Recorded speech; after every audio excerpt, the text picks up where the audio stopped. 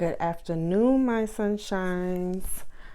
First and foremost, as I said, I will always like to give thanks and honor to God, our ancestors, our elders, because without them, there will be no us. So we should always give thanks and honor to them in everything that we do. Every day we wake up and the night before we go to sleep, we should always give thanks and honor to all those that were before us.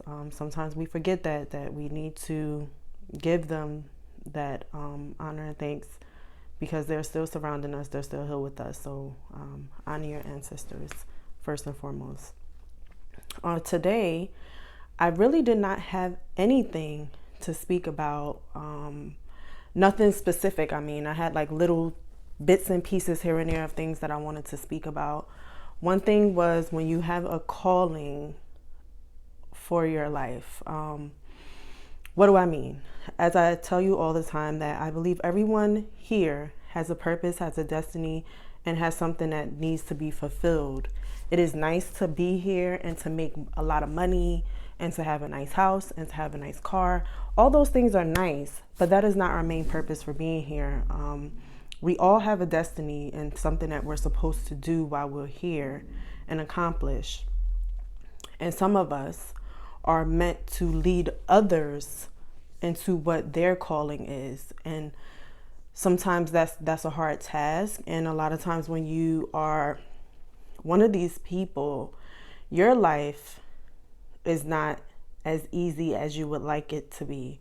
Because when you have a calling and your calling is to bring others forth and to bring others into their destiny, it's a hard job. And it will be stumbling blocks and things placed in your path to stop you from accomplishing that. And you will want to give up. You'll want to stop. You don't understand why all these things are happening to you back to back to back. But I'm here to tell you, if this is you, don't stop. Keep going. Keep going after your dreams. Keep helping others. Keep doing what it is that you're meant to do while you're here. Because if you don't, your life will be harder. It'd be 10 times harder if you don't follow that calling. So follow that calling and do what you're here to do. And we don't know what that is a lot of times, but we have little things that let us know what that calling is. What do I mean, little things? That was the best thing I could come up with, little things. If you volunteer at a women's shelter and you get this tingly feeling, and this seems like something that you just have to do because you loved it, you love the feeling that you got when you were doing this, then that might be your calling. Your calling might be to help women get back on their feet and with their lives. That might be what you're meant to do. And you don't get that feeling when you go into your 9 to 5. That is not your calling. If you get a tingly feeling when you're around children and you want to help them and you want to help them succeed and you're naturally a good teacher, then that's your calling. You're meant to be a teacher. A lot of times we don't follow this feeling. We just go about life taking jobs and doing things because it's what makes us money, but it's not where our heart is. And that's where we get tripped up. Because it's not where we're supposed to be. That's not what we're supposed to be doing. And I'm finally starting to understand part of what my calling is. I have the natural ability to hold space for women. And what does that mean? I always want to have a gathering of women where we talk to each other and we're giving our thoughts and our lives, and we're communicating with each other. And I always want to uplift women to become their higher selves and help them in whatever way I can, whether that's business promotion, whether that's by word of mouth, or if I hear of a job opening and I know of a woman that this job is perfect for, then I would always give them the recommendation. And that just always has been me.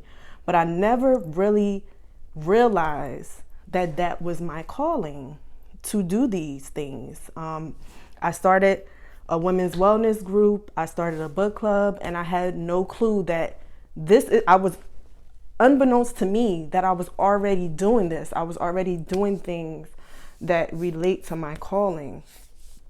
And I don't know. I just felt that this was my thing. This is what I need to be doing. I don't know how I'm going to do it, what things I need to get in place to do it. But for some reason, it just starts to fall in line. And I don't know why.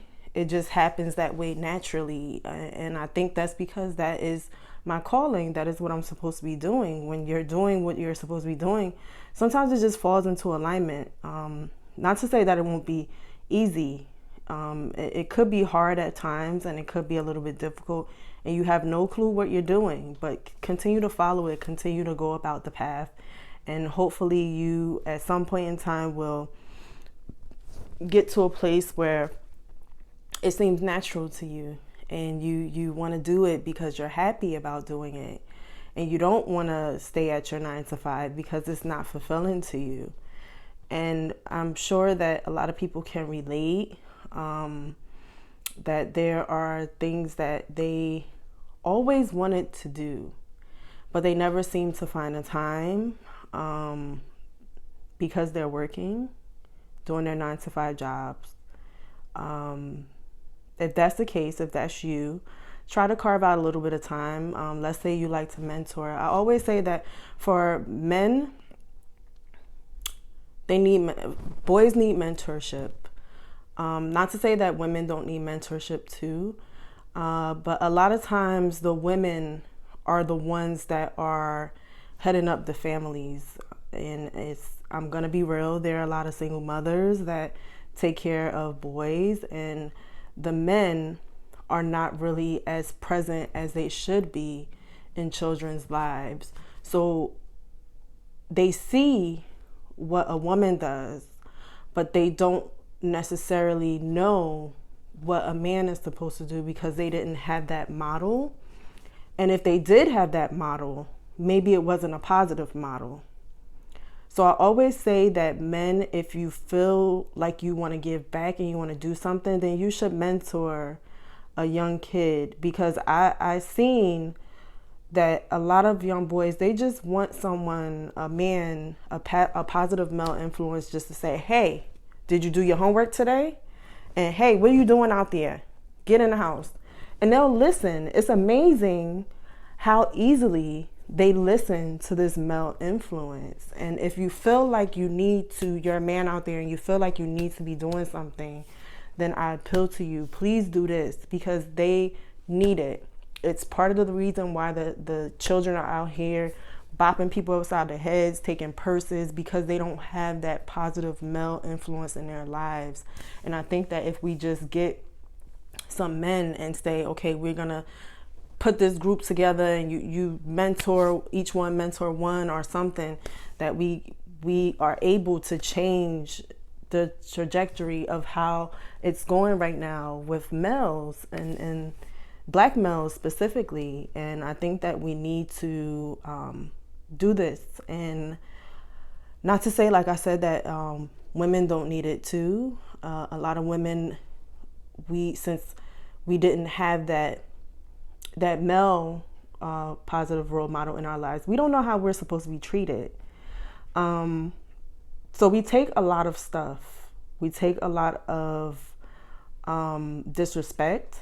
We take a lot of negativity, and we take a lot of not being treated as the queens that we should be treated, because we didn't experience that as a young girl. So we don't know what it is, or we never saw it happen to our mom. So we don't know what we're supposed to be treated like, because we've never been treated that way.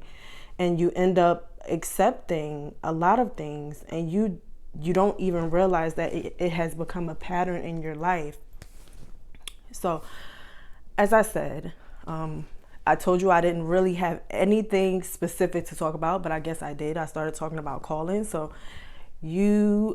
if this seems like you, then think about it, and think about what it is that you enjoy doing, and what makes you feel good inside, what gives you that tingly feeling that you say, okay, I want to get up again and do this again, and I want to go, and you don't have a problem with doing it, because we all have it. We just don't pay attention to it.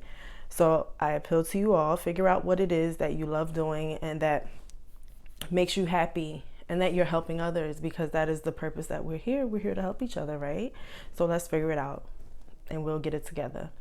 On that note, my sunshines, peace and blessings to you. I hope you have a good week. I hope that you are having a good day. I hope that you're shedding love and light to everyone, and that you just have that nice and warm feeling inside that everyone wants to be around you. But as I said, hold on to your battery, because you don't want your battery to be drained. So although everyone might say, oh, I love that, she's all love and light and she's peace, and don't let everybody in your aura field, in your energy field, don't let everybody in it. But on that note, my sunshines, have a good day. Peace and blessings to you. Ashe.